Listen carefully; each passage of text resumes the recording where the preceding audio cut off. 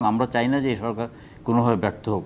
যে শতকরা 95% লোক আওয়ামী লীগের বিরুদ্ধে। এই সরকারের যারা পাচাটা ছিল তাদেরকেই সরকার বিভিন্ন গুরুত্বপূর্ণ দায়িত্ব দিয়েছে। সেদিন যেন না আসে যে রাজনৈতিক দলগুলো বলে যে আমরা এই সরকারের উপর সমর্থন প্রত্যাহার করলাম, কারণ এই সরকার রক্তরঞ্জিত একটা রক্তমাখা সরকার, রক্তের উপর হোলি খেলে শেখ হাসিনা রাষ্ট্রীয় ক্ষমতাকে প্রলম্বিত করার জন্য আপনার যে প্রচেষ্টাটা করেছে তার বিরুদ্ধে আমাদের ছাত্র জনতা বুকে তাজা রক্ত ঢেলে দিয়ে এই সরকারকে প্রতিষ্ঠা করেছে। সুতরাং আমরা চাই না যে এই সরকার কোনোভাবে ব্যর্থ হোক। কিন্তু আমরা আবার এটাও দেখছি যে সরকারের অনেক কাজকর্ম দৃশ্যমান নয়। আমরা বারবার বলেছি যে সরকারকে একটা সুষ্ঠু নির্বাচনের জন্য, যে সুষ্ঠু নির্বাচনের জন্য গত 15টা বছর আমরা দিবানিশি লড়াই করে গিয়েছি জনগণের ভোটাধিকারের জন্য। আমরা বলেছি জনগণ তার সউদ্যোগে নিজ পছন্দে ভোট দেবে, ভোট দিয়ে তার সরকার রাষ্ট্রকে পরিচালনা করবে, তাকে নিয়োগ দেবে। এই আন্দোলনে আমরা দিবানিশি ছিলাম এবং এই আন্দোলনের জন্য সরকার একটা নিরপেক্ষ নির্বাচন করার জন্য তার যে অর্গান দরকার, একটা নির্বাচন কমিশন দরকার, একটা আইন শৃঙ্খলা বাহিনী দরকার এবং একটা প্রশাসন দরকার যার উপর নির্ভর করে নির্বাচন হয়। সেই সংস্কারগুলো করে সরকার একটা নির্বাচন দেখ। নির্বাচিত সরকারের অথবা রাজনৈতিক দলের অনেক দায়িত্ব। রাজনৈতিক দলগুলো জনগণকে স্বপ্ন দেখায়, নিজে স্বপ্ন দেখে এবং সেই স্বপ্ন বাস্তবায়ন করার জন্য লড়াই করে অনন্তকাল পর্যন্ত, জীবিত থাকা পর্যন্ত।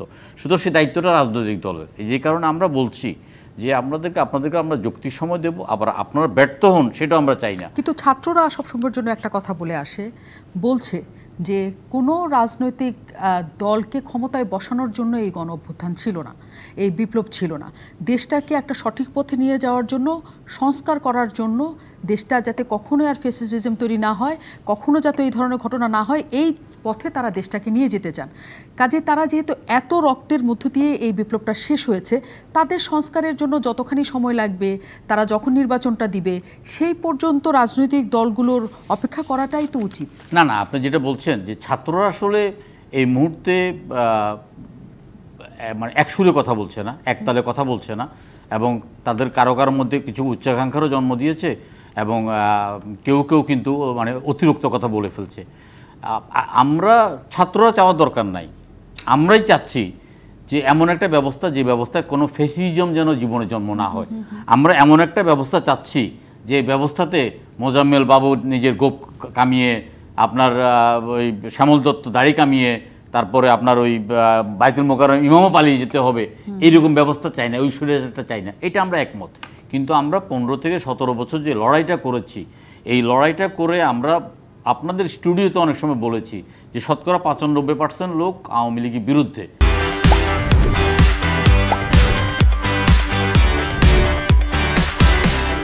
এই আন্দোলনে যে 1000 শহীদ হয়েছেন, 1000 শহীদের মধ্যে একজন আওয়ামী লীগ বলতে পারবে না যে তার সন্তান শহীদ হয়েছেন, একজন আওয়ামী লীগ বলতে পারবেন না যে তার ছাত্র ছেলে আপনার আহত হয়েছেন। একজন পুলিশের কর্মকর্তা, একজন পুলিশ কর্মচারীর ছেলে মারা গেছেন, তিনি বলেছেন আমরা জেনেছি।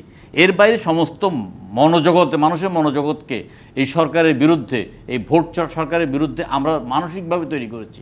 আমার যে সন্তান ইংলিশ মিডিয়ামে পড়তো, আমার যে সন্তান প্রাইভেট বিশ্ববিদ্যালয়ে পড়তো, আমরা তাদেরকে ফার্মের মুরগি বলতাম, আমরা তাদেরকে উদ্বুদ্ধ করতে পেরেছি যে এই সরকারকে হটাতে হবে। এই সরকার এই কোটার সাথে তো গার্মেন্ট শ্রমিকের কোনো সম্পর্ক নাই। কেন শতাধিক গার্মেন্ট শ্রমিক জীবন দিয়েছে গণতন্ত্রের জন্য, জীবন দিয়েছে ফ্যাসিজমকে নিপাত করার জন্য। আমরা ফ্যাসিজমের বিরুদ্ধে, কিন্তু ছাত্রদের মধ্যে আমরা ঐক্য চাই। যেদিন তত্ত্বাবধায়ক সরকার, কেন মনে হচ্ছে তাদের মধ্যে ঐক্য নাই বা অনেকের মধ্যে উচ্চাকাঙ্ক্ষা তৈরি হচ্ছে? দেখুন, এখানে আমরা দেখি কেউ বলছে যে আমাদের ছাত্রদের মধ্যে সবাই মন্ত্রী হতে হবে, ভবিষ্যতে আপনারা সেভাবে, ভবিষ্যৎ তো অনেক দূরে, কিন্তু তার এখনই। যেমন তত্ত্বাবধায়ক সরকারের 2 জন এই যে সমন্বয়কদের মধ্যে 2 জন উপদেষ্টা হয়েছেন, আমি অন্তত এটা সমর্থন ছিলাম না। আমার ধারণা ছিল যে ছাত্ররা একটা প্রেশার গ্রুপ হিসাবে থাকবেন। প্রেশার গ্রুপ হিসাবে না থাকার কারণে অন্যান্য সমন্বয়কদের কথার কাজের সাথে অনেকটা মিল নাই। ইতিমধ্যে বিতর্কিত, আমরা চাই না যে তার বিতর্কিত, কারণ তারা একটা শক্তি হিসেবে যতদিন মাঠের মধ্যে থাকবে ততদিন আমরা বল পাবো, সরকার বল পাবে। আমরা সরকারকে পূর্ণাঙ্গ সহযোগিতা করতে চাই। আমরা চাই যে সরকারের আমলাতন্ত্ররা সঠিকভাবে কাজ করুক, আমরা চাই সরকারের পুলিশ বাহিনী সঠিকভাবে কাজ করুক। যদিও পুলিশ, যখন আমরা দেখি যে একটা লাশকে কুকুরের মতো আপনার ভ্যানের মধ্যে আপনার ছুঁড়ে ফেলছে, তখনও লাশটা মানে মানুষটা লড়ে উঠছে।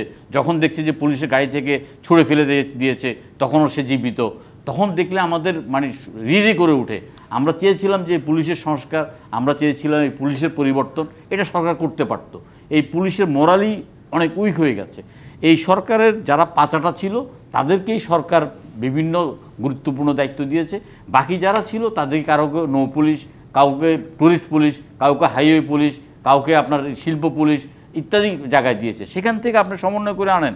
প্রয়োজনে আপনি রিটায়ার্ডদেরকে রিকল করেন, প্রয়োজনে রিটায়ার্ড আমলাদেরকে রিকল করেন, রিটায়ার্ড সেনা কর্মকর্তাদের রিকল করে আপনি দেশটাকে একটা শৃঙ্খলার মধ্যে আনেন, এটা চাই। যে কারণে আজকে আমাদের চেয়ারম্যান বলেছেন যে তারা যেন নিজেরা যেন ব্যর্থ না হয়। এটাও একটা এক ধরনের আপনার সতর্ক বার্তা। কারণ আমরা সরকার থেকে যতটা এই 1-1.5 মাসে 1 মাসের উপরে হয়েছে, আমরা যতটা আশা করছিলাম ততটা আমরা আমরা কিছুটা আশাহত হচ্ছি। তারপর আমরা মনে করি যে ধরো যদি মনে করেন যে আরও 5 জন উপদেষ্টা নিতে হবে, আপনি নেন। আপনি যদি মনে করেন যে আরও জাতীয় লোক, আরও শক্ত লোক, আরও কঠোর লোক, কঠিন লোক, নিষ্ঠুর লোক আপনার উপদেষ্টা পরিষদে এসে রাষ্ট্রকে মেরামত করার জন্য, কারণ রাষ্ট্রের প্রত্যেকটা অর্গানকে ধ্বংস করে দেওয়া হয়েছে।